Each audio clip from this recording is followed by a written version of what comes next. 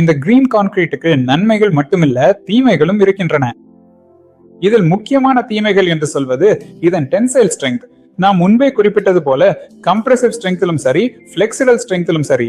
ஆனால் இதன் tensile strength சாதாரண கான்கிரீட்டுடன் ஒப்பிடும்போது குறைவாக இருக்கும்.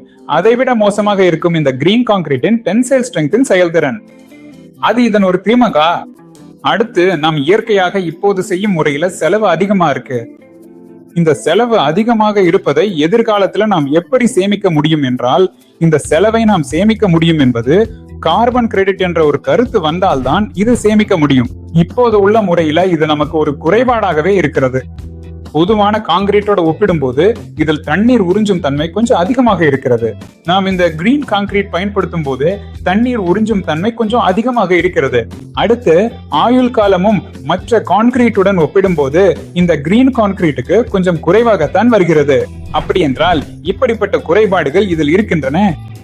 சுற்றுச்சூழலில் நாம் சந்திக்கும் இந்த குறைபாடுகளை சமநிலைப்படுத்தும் வகையில் கார்பன் கிரெடிட் எனப்படும் ஒரு புதிய மற்றும் ஆக்கப்பூர்வமான உலகளாவிய வர்த்தக கொள்கை நடைமுறைக்கு கொண்டு வரப்படும் பட்சத்தில் இவை எல்லா குறைபாடுகளையும் நமக்கு மிகப்பெரிய பொருளாதார மற்றும் சுற்றுச்சூழல் நன்மைகளாக வெற்றிகரமாக மாற்றியமைக்க முடியும்.